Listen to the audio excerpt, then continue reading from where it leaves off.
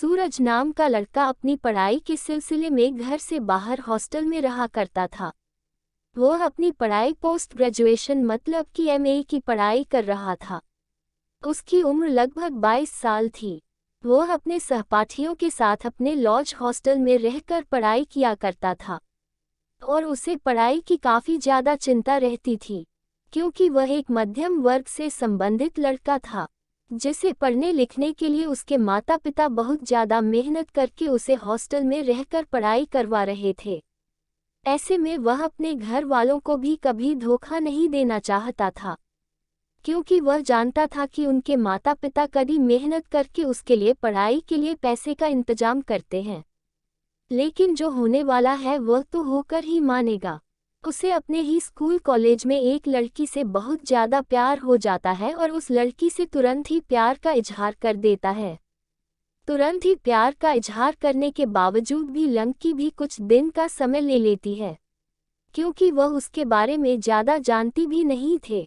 सूरज मन ही मन ये सोचकर खुश हो रहा था कि वह लड़की उसके प्यार को मान लेगी, लेकिन बाद में इसके विपरीत ही हुआ है। वह लड़की अपने प्यार के लिए सोचने समझने के लिए कुछ दिन का समय मांगा था, लेकिन अगले दिन ही जब वह आती है और सूरज से मिलती है तो सूरज से कहती है कि आपसे एक बात करनी है अकेले में।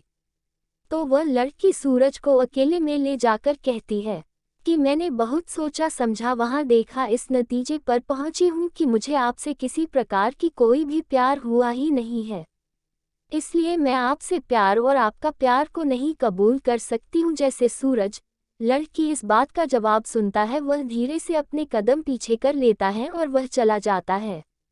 धीरे धीरे कुछ दिन बीत जाने के बाद सूरज के मन में उस लड़की के विषय में किसी भी तरह की कोई जानकारी नहीं रह जाती है।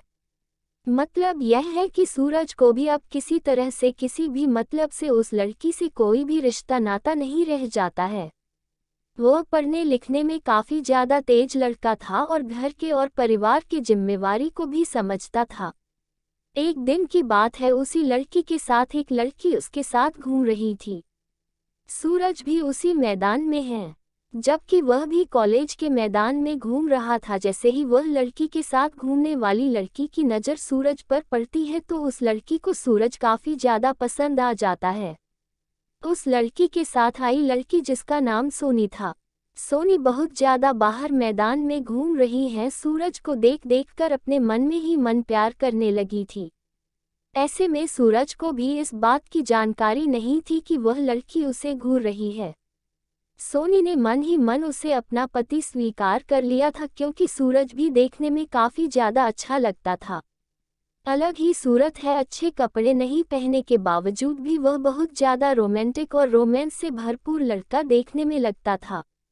सोनी मन ही मन मुस्कुरा रही थी सूरज को देखकर, क्योंकि उन्हें ये पता था कि सुरेश की उदासी को देखकर ये लगता है कि उसकी कोई भी गर्लफ्रेंड नहीं है।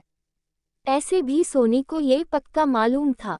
सोनी उसी कॉलेज में नहीं पढ़ती थी, दूसरे कॉलेज में पढ़ती थी। वह अपनी सहेली के साथ घूमने के लिए आई थी।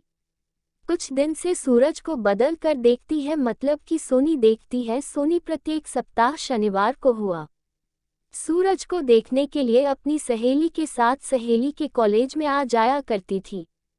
इस बात की जानकारी सूरज को भी नहीं थी, लेकिन एक दिन मौका पाकर सोनी ने सूरज को गांव की प्यार भरी नज़रों से देख ही रहा था कि सूरज ने उसे ही देखते आते हुए देख लिया था।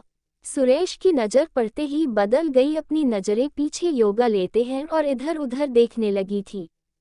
फिर जैसे ही सूरज कहीं दूसरी जगह देखने लगता है कि सोनी फिर सूरज को टकाटक नज़रों से देखने लगती है। फिर उसके बाद सूरज ने उस लड़की को देखा तो वह लड़की सूरज को ही देख रही थी। जैसे ही सूरज ने देखा वह लड़की फिर अपनी नज़र नीचे कर लेती है। सूरज को भी बिल्कुल यकीन हो गया था कि वह लड़की सूरज के बारे में कुछ न कुछ सोच ही रही थी, लेकिन सूरज को उसके प्यार के बारे में बिल्कुल भी अंदाजा नहीं था, क्योंकि जिस लड़की के साथ सूरज को प्यार हुआ था, मतलब कि जिस लड़की के साथ सोनी घूमने आया करती थी, उसी लड़की ने सोने से पहले ही ठुकरा दिया था। ऐसे भी अब कोई रोज एक ही नहीं बनता है कि उसकी सहेली सूरज के प्यार के बारे में सोचेगी। कॉलेज से थोड़ी दूर एक वाटर पार्क था, जिसमें लोग अपनी मौज मस्ती के दिनों में छुट्टी के समय निकालकर घूमने के लिए जाया करते थे। एक दिन जब सूरज वाटर पार्क में बेहद शांत और मन उदास होकर पानी को निहार रहा था, तो उसी पार्क में सोनी दिख गई थी। दोनों एक दूसरे को वाटर पार्क में देखते ही दोनों के मन में काफी ज्यादा रोमांटिक याद आने लगी। अब तो सोनी पानी के नीचे चली गई थी, फिर उसके बाद सूरज वाटर पार्क में मस्ती के लिए चले गए थे।